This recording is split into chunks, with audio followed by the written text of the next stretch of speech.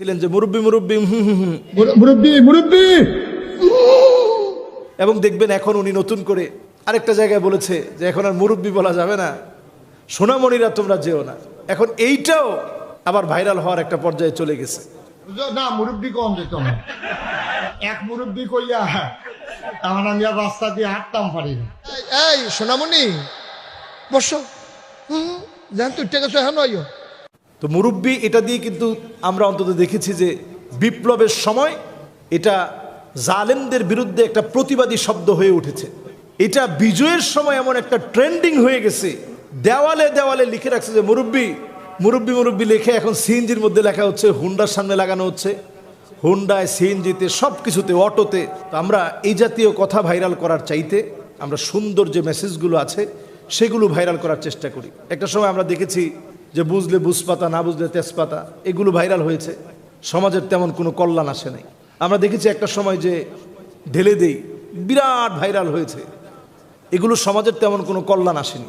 মুরব্বি মুরব্বি বলে যে ট্রেন্ডিংটা শুরু হয়েছে, আমরা দেখেছি যে আমেরিকাতে পর্যন্ত ইংলিশ ভাষাভাষী মানুষ তারা পর্যন্ত এখন ছোট ছোট বাচ্চারা মুরব্বি মুরব্বি বলে তারা ভিডিও করছে।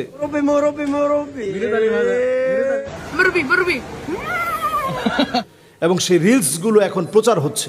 তো এখন দেখা যায় যে এমন একটা সময় হয়ে গেছে যে রিলস যদি আপনি ঘুরে দেখেন 100টা রিলসের ভিতরে আপনি 50টা পাবেন যেটার মধ্যে মুরব্বি মুরব্বি শব্দ দিয়ে সতর্কীকরণ একটা বার্তা দিয়ে আমাদের যে বিষয়টি বলেছিলেন মোশতাক ফয়েজি সাহেব, ওনার মাহফিলে স্বাভাবিক একজন যেহেতু উঠে চলে যাচ্ছে, উনি মুরব্বি বয়সের, তো উনি এটা একটু রসিকতা করেই মাহফিলে এই জাতীয় রসিকতা অনেক সময় করতে হয়, কারণ মানুষ না হলে বোরিং হয়ে যাবে। লম্বা একটা সময় কথা শুনছে, 1 ঘন্টা 1.5 ঘন্টা 2 ঘন্টা যদি লেকচার শুনে, মাঝখানে একজন উঠে চলে যাচ্ছে। তো স্বভাবপ্রসূতভাবেই স্বভাবস্বরূপভাবে উনি একটু মিষ্টিভাষী মানুষ এবং স্বাভাবিকভাবেই উনি অনেক সুন্দর সুন্দর উদাহরণ দিয়ে মাহফিল করে থাকেন এবং আমাদের অত্যন্ত কাছের মানুষ। তো উনি যেহেতু উঠে চলে যাচ্ছেন একজন মুরব্বী, তিনি ডেকে বলতেছিলেন যে মুরব্বি মুরব্বি উনি এই কথাটা বলছেন খুব স্বাভাবিকভাবেই যে আপনি অন্য হুজুর পান নাই, আমার মাহফিল থেকে আপনি যেতে পারবেন না। তো উনি ওই মুরব্বিকে ডাকছেন।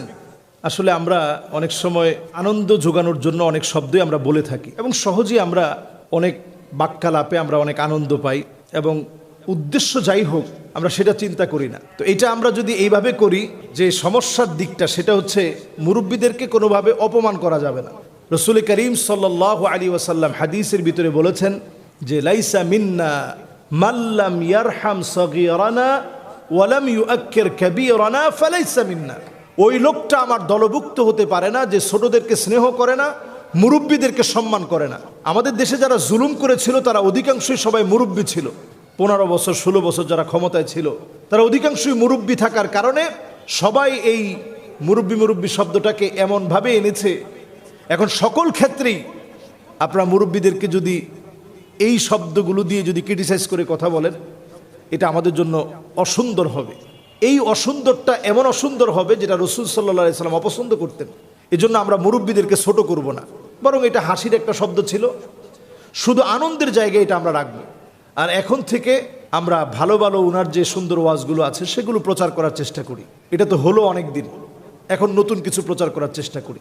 আর দাল্লু আলাল খাইরি কাফাইলিহি, ভালো জিনিস প্রচার করলেও সওয়াব বেশি হয়। আপনি প্রচারক হিসাবে সওয়াব পাবেন, ভালো কথা বলার কারণে সওয়াব পাবেন, ভালো কথায় অংশগ্রহণ করার কারণে সওয়াব পাবেন, কমেন্টস করার কারণে আপনি সওয়াব পাবেন, শেয়ার করার কারণে আপনি সওয়াব পাবেন।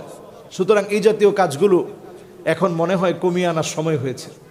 তো আমরা কি এটাকে পজিটিভভাবে নেই? আমরা এটাকে পজিটিভভাবে গ্রহণ করেছে জাতি, আমরাও পজিটিভভাবে গ্রহণ করি। এখন থেকে অন্তত এটা থামিয়ে দিই, এটাকে আর সামনে না দিয়ে নতুন যে সুন্দর মেসেজগুলো আছে জাতি গঠনের জন্য, যে মেসেজগুলো এখন খুব বেশি প্রয়োজন, এই মেসেজগুলো আমরা বেশি দেওয়ার চেষ্টা করি। আল্লাহ তৌফিক দান করুক। আসসালামু আলাইকুম ওয়া রাহমাতুল্লাহি।